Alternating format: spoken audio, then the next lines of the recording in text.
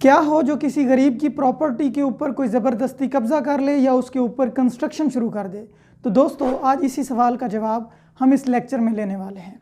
Welcome to the thoughts lecture series. Dear fellows, law of thought की इस lecture series में हम judicial remedies को डिस्कस कर रहे थे और लास्ट लेक्चर में हमने उसकी पहली काइंड डैमेजेस को डिटेल के साथ डिस्कस किया था। अगर आपने वो लेक्चर नहीं देखा तो आई बटन में उसका लिंक मौजूद है और डिस्क्रिप्शन में भी उसका लिंक मौजूद है, आप देख सकते हैं। तो आज हम जुडिशियल रेमेडीज़ की दूसरी काइंड इंजंक्शन को डिटेल के साथ डिस्कस करेंगे और साथ उसकी तीसरी काइंड रेस्टिट्यूशन ऑफ प्रॉपर्टी को भी हम डिस्कस करने जा रहे हैं। तो सबसे पहले हम इंजंक्शन की डेफिनेशन को देख लेते हैं। इंजंक्शन बेसिकली कोर्ट का वो ऑर्डर है जिसमें किसी रॉन्ग डूअर को प्रॉपर्टी में ट्रेसपास करने, उसमें कल्टीवेशन या कंस्ट्रक्शन करने से रोका जाता है। यानी अगर कोई रॉन्ग डूअर किसी की प्रॉपर्टी में ट्रेसपास करता है, वहाँ पर कल्टीवेशन शुरू कर देता है या वहाँ पर कंस्ट्रक्शन शुरू करवा देता है, तो जो एग्रीव्ड पार्टी है वो अदालत में जाकर इंजंक्शन का सूट फाइल करेगी और स्टे ऑर्डर जारी करवाएगी, जिसमें अदालत रॉन्ग डूअर को मना करेगी कि वो जो रॉन्गफुल एक्ट कर रहा है, ट्रेसपास कर रहा है, वो उससे बाज़ो ममनू रहे। तो हम इंजंक्शन की काइंड्स को देखते हैं। तो सबसे पहली जो काइंड है वो है प्रोहिबिटरी इंजंक्शन।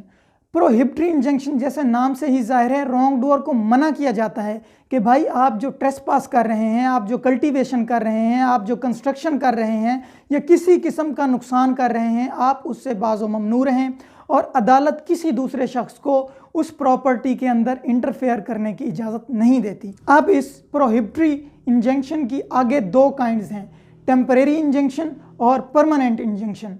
टेम्परेरी इंजंक्शन एक ख़ास स्पेसिफिक टाइम के लिए होता है, यानी एक बंदे ने जाकर जो है इंजंक्शन का सूट फाइल किया तो अदालत उसे कुछ दिनों के लिए जो है वो स्टे ग्रांट कर देगी और सामने वाली पार्टी को मखसूस दिनों के लिए मना करेगी कि आपने इन दिनों के अंदर जो है वो ट्रेसपास नहीं करना, या जो भी आप किसी की प्रॉपर्टी के ऊपर एक्ट कर रहे हैं उससे आपने बाज़ो ममनू रहना है। और जब अदालत का फैसला आ जाएगा तब जिसके हक में डिग्री होगी उसके हक में जो है इंजंक्शन ग्रांट कर दिया जाएगा। उसके बाद है जी परमानेंट इंजंक्शन।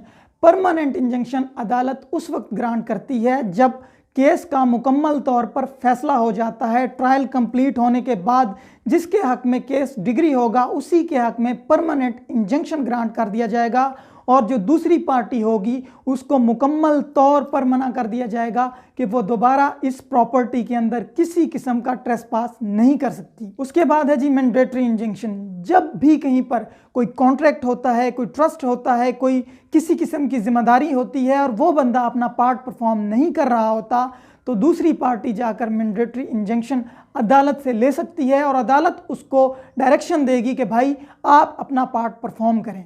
तो ये था हमारा मैंडेटरी इंजंक्शन। उसके बाद जुडिशियल रेमेडीज़ की तीसरी काइंड है रेस्टिट्यूशन ऑफ द प्रॉपर्टी।